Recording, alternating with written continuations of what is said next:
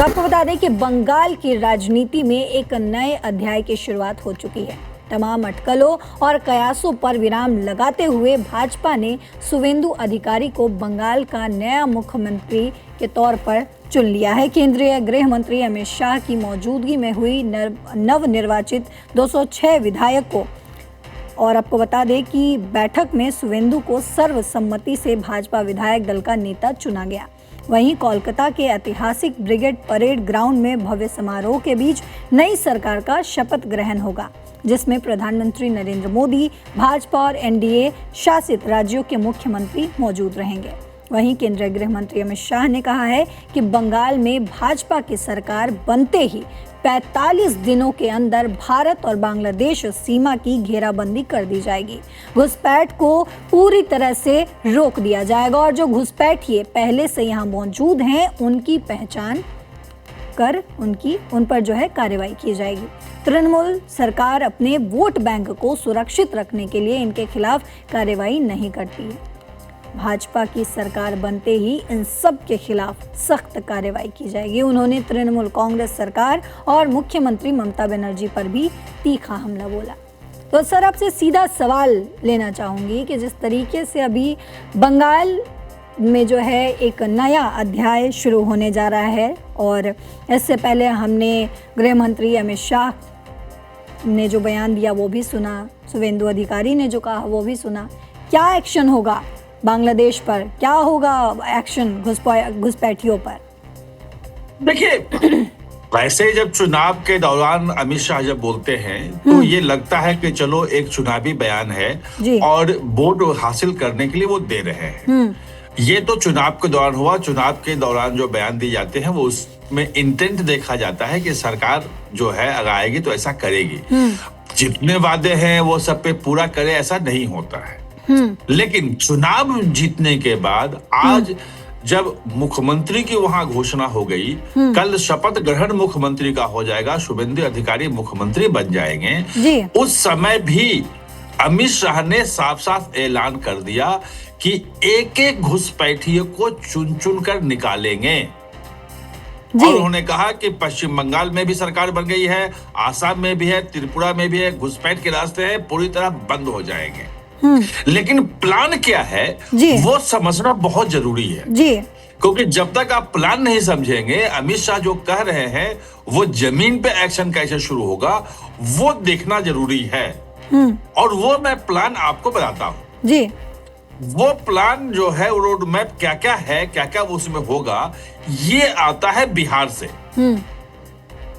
उसमें लेकिन बांग्लादेश में दो तीन चीजें पहले होगी, बिहार वाला में क्या क्या हुआ है तो आपको समझ में आएगा। लेकिन पहले मैं बांग्लादेश में क्या क्या है, पश्चिम बंगाल में क्या क्या होगा वो मैं बता देता हूं। तब आपको पूरा पिक्चर समझ में आएगा कि अमित शाह क्या चाहते हैं और शुवेंदु अधिकारी ने जो कहा है कि हम ये डिलीवर करेंगे, वो क्या क्या जमीन पे एक्शन आपको देखने को मिलेगा इनके खिलाफ। तो सबसे पहले लगभग 400 किलोमीटर से जो लंबी सीमा है तो एक दिन में तो वहां बाढ़ लगेगा नहीं क्योंकि जमीन का ट्रांसफर ही नहीं हुआ अभी तक। अमित शाह ने वायदा किया, आज भी कहा 45 दिन के अंदर वो जमीन जो है बीएसएफ को ट्रांसफर कर दी जाएगी और बाढ़ लगने का काम शुरू हो जाएगा। उसके बाद भी एक बहुत बड़ी सीमा रेखा रहेगी जिसमें नदियां हैं, पहाड़ है, टापू है, जहां पे बाढ़ नहीं लग सकते। वहां से घुसपैठ की समस्या बनी रहेगी। लेकिन होता क्या है कि घुसपैठ करके जो लोग आते हैं उनका कार्ड कहाँ बनता है? आधार कार्ड। वो तो वही 24 परगना और मालदा और बाकी जगह पे जो सीमावर्ती इलाके वही उनका बनता है कि यहाँ के रहने वाले हैं। राशन कार्ड बन गया, आधार कार्ड बन गया, किसी सरपंच ने लिख दिया, जैसे भी हो फर्जी तरीके से बनता है और वो कार्ड लेके फिर पूरे देश में वो चले जाते हैं। ये हकीकत है। अब आप देखेंगे कि ये जो राशन कार्ड और ये सब जो बन रहा है, जो मुझे जानकारी है इसका बड़े पैमाने पे वेरिफिकेशन शुरू होगा। एसआईआर में तो हुआ 27 लाख लोग नहीं आ पाए तो उस पर हंगामा हो रहा है। वो एक अलग चीज है कि सुप्रीम कोर्ट की निगरानी में हो रहा है, सुप्रीम कोर्ट देख रहा था, वो आगे क्या हुआ अलग मुद्दा है। लेकिन इनकी वेरिफिकेशन शुरू होगा और इन इलाकों में मुझे लगता है कि आगे से राशन कार्ड और जो आधार कार्ड बनना है उसकी प्रक्रिया बहुत सख्त हो जाएगी। कोई बनवा नहीं पाएगा आसानी से, और सर, जब वो नहीं बनेगा। जी सर, एक अहम सवाल आपसे लेना चाहूंगी। हमारे दर्शक भी वही सवाल पूछ रहे हैं और मेरे मन में भी यही सवाल है कि बांग्लादेश की को लेकर जब ये बड़ा एक्शन होगा या बांग्लादेश बॉर्डर की जब घेराबंदी हो गई तो सबसे बड़ा फायदा जो है वो भारत को क्या मिलेगा? देखिए, बहुत बड़ा फायदा है जी भाई। फायदा ये है कि जब वो डेमोग्राफी चेंज करके आते हैं तो वो सिर्फ आते नहीं हैं। बांग्लादेश से बॉर्डर खुला हुआ है, लोग घुसपैठ कर रहे हैं, आ जा रहे हैं, तो सिर्फ लोग नहीं आ रहे हैं, लोग तो आ ही रहे हैं। यहाँ के लोग का रोजगार ले रहे हैं। आप अगर सीमांचल बिहार का देखें, अगर डेमोग्राफी चेंज हो गया, अगर वहाँ के कई जिले मुस्लिम बहुल हो गए जो सीमावर्ती जिले पश्चिम बंगाल के हैं, तो वो देश पे खतरा तो है ही। वो चुनाव की प्रक्रिया को प्रभावित करते हैं, क्योंकि वहां के जो पार्टियां हैं वो उनको एक वोट बैंक के रूप में इस्तेमाल करते हुए खिलाफ वो कार्रवाई नहीं होती है। दूसरी बात कि अगर कोई व्यक्ति आ जा रहा है सीमा पर से, तो ड्रग्स भी आएंगे जाएंगे, उसके रास्ते भी खुले हुए हैं, नकली नोट भी आते जाते हैं, आतंकवादी भी आते जा सकते हैं। कई जो है आतंकवादी जो है पकड़े गए हैं, जो बांग्लादेश में आतंकवादी संगठन है उनके लोग यहाँ उत्तर प्रदेश तक पकड़े गए हैं जी। तो वो तो उसी सीमा से आते हैं, वो रुकेगा। लेकिन इनका जो एक वेल नोन जो नेटवर्क है वो अब पूरी तरह से ध्वस्त करने के लिए अमित शाह तैयार हो गए हैं। देखिए, अमित शाह के जब गृह मंत्री बने तो उनके सामने तीन समस्याएं तो बहुत बड़ी थी। एक कि आतंकवाद था जम्मू कश्मीर में, दूसरा पूर्वोत्तर भारत में अलगाववाद था, बहुत सारे दर्जनों जो है वहां अलग अलग अलगाववादी संगठन थे, हथियार लेके हिंसा फैला रहे थे, और तीसरा नक्सल था जी। इन तीनों समस्याओं से लगभग निजात दे दी है जी। नस्लीय हिंसा मणिपुर में है, बस मणिपुर में है, उसका अलग से वो चल रहा है, वहां मुख्यमंत्री भी कर रहे हैं, वो एक चिंता की बात बनी हुई है। लेकिन कश्मीर में आतंकवाद काफी हद तक बिल्कुल लगाम लग गया है, इकोसिस्टम को तोड़ने की तैयारी है, और नक्सल समस्या आपने देखा कि कैसे खत्म कर दिया। अब जो अमित शाह के जो निशाने पे है और जिसके लिए वो बार बार बोल रहे हैं, वो है घुसपैठ का मामला, कि जो अवैध घुसपैठिए हैं भारत में जो आए हैं उनको बाहर रोकना है, बाहर करना है, और उनको आने नहीं देना है। और ये इंटेंशन आपको पहली बार पता चलेगा जब हेमंत बिश्व शर्मा ने जब कहा कि हम रात के अंधेरे में बांग्लादेशी घुसपैठियों को जो घुसपैठ आते हैं उनको हम वापस बांग्लादेश भेज देते हैं, तो बांग्लादेश ने ऐतराज जताया, भारत के इरवाई को बुला करके वहां कहा।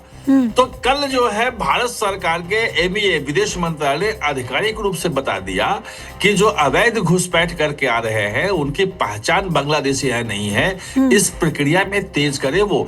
हजारों एप्लीकेशन भारत की तरफ से गए हुए हैं बांग्लादेश में कि यह बांग्लादेशी है, यहाँ का रहने वाला है, ये है, और वेरीफाई करके बताओ वापस लो, वो वेरिफिकेशन ही नहीं कर रहे।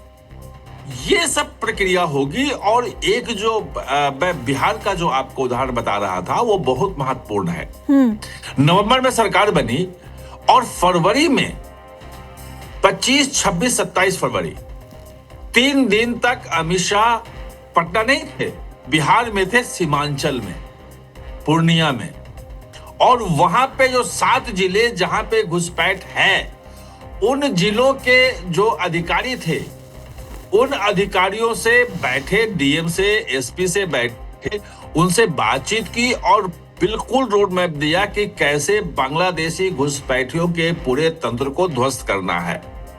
वहां काम शुरू हो चुका है।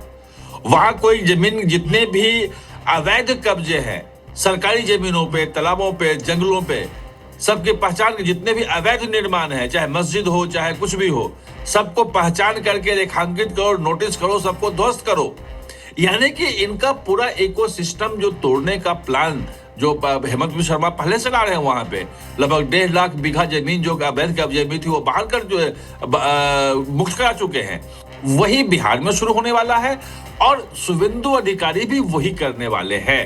यानी कि न अब घुसपैठ हो सकेगा, और घुसपैठ करने वालों का जो पूरा इकोसिस्टम जो बचाने वाला था और जहां जहां बसे थे, अब उनके लिए यहां रहना आसान नहीं होगा। जब कहते हैं वो अमित शाह कि एक एक घुसपैठियों को चुन चुन कर बाहर निकालूंगा, तो इसका मतलब इसी से है।